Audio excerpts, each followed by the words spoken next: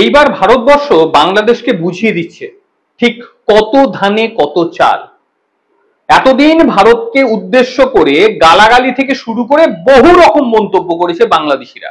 এবার ভারতবর্ষ ঠিক যতটুকু ট্রিটমেন্ট দেওয়া দরকার ততটুকুই দিচ্ছে। ভিসা টিসা দেওয়া তো বন্ধ করেছে, মানবিক দিক থেকে তাকিয়ে শুধুমাত্র মেডিকেল ভিসা দেয়া হচ্ছে তাদের। আর এবার স্থলপথ দিয়ে 9টি পণ্য পুরো মাত্রায় বন্ধ করে দিল ভারতবর্ষ। বাংলাদেশ থেকে স্থলবন্দর দিয়ে 3 ধরনের মোট 9টি পণ্য আমদানির উপরে নিষেধাজ্ঞা জারি করে দিয়েছে ভারতবর্ষ। শুক্রবার ভারতের বৈদেশিক যে বাণিজ্য অধিদপ্তর রয়েছে তারা এক বিজ্ঞপ্তি জারি করে একথা জানিয়েছে। এই পণ্যগুলোর মধ্যে কি কি রয়েছে, যেমন কাঁচা পাট, পাটের রোল, পাটের সুতো, বিশেষ ধরনের কাপড় মানে বোনা কাপড়।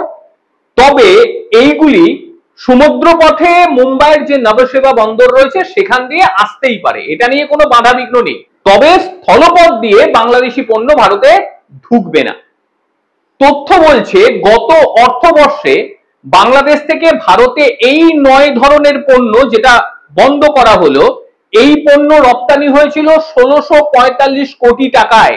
আরো একবার বলছি বাংলাদেশিদের জন্য, যে 9 ধরনের পণ্য স্থলপথ দিয়ে আসা বন্ধ করলো ভারত, এই 9 ধরনের পণ্য গত অর্থ বছরে প্রায় 1645 কোটি টাকার রপ্তানি করেছিল বাংলাদেশ ভারতকে।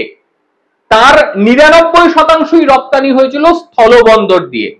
এটা আপাতত স্থগিত। এই নিয়ে বাংলাদেশ থেকে পণ্য আমদানিতে গত 3 মাসে 3 দফায় নিষেধাজ্ঞা আরোপ করেছে ভারতবর্ষ।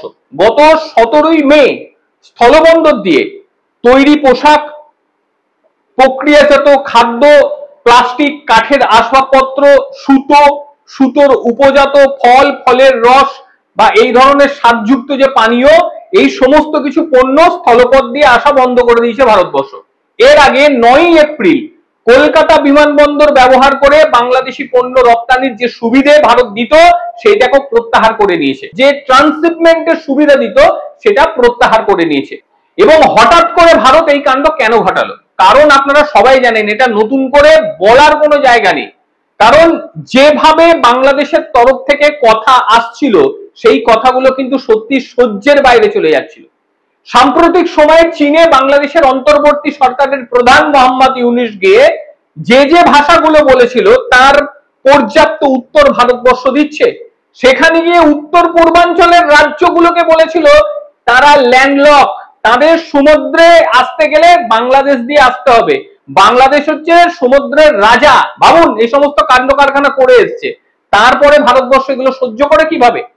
ঠিক একইভাবে 2026 সালের মধ্যে মানে গঙ্গা চুক্তি, সেটাও নিয়ে কিন্তু পর্যালোচনা হতে চলেছে। সুতরাং এরপর ভারতবর্ষ আর ঠিক কি কি পদক্ষেপ নিচ্ছে সেটাই কিন্তু দেখার বিষয়।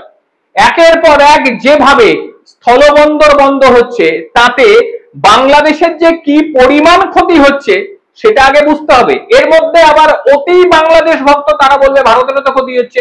ভারতের ওইটুকু ক্ষতি কিচ্ছু যায় আসে না দাদা, কারণ পাটজাত পণ্য বাংলাদেশ থেকে এলো আর গেল, কিচ্ছু যায় আসে না। কারণ ভারতে এত পরিমাণ পাট উৎপন্ন হয় যেগুলো দিয়ে ভারতবর্ষের চাহিদা আমরা মেটাতে পারবো, ওটা নিয়ে কোনো অসুবিধা নেই। একটা ব্যবসা বন্ধ হলে আরো 10টা ব্যবসা বেরিয়ে যাবে, কিন্তু আপনাদের ভারত ছাড়া আর কোনো গতি নেই। কি বলবেন বন্ধুরা? ভারতবর্ষ শুক্রবার যে বিজ্ঞপ্তি জারি করে 9 ধরনের পণ্য আসা বন্ধ করে দিল, এটা নিয়ে আপনাদের ঠিক কি বক্তব্য অবশ্যই জানাবেন। প্রত্যেকে ভালো থাকবেন, সুস্থ থাকবেন। আবার দেখা হবে অন্য কোনো দিন অন্য কোনো ভিডিওতে। ততক্ষণের জন্য নমস্কার, ভালো থাকবেন।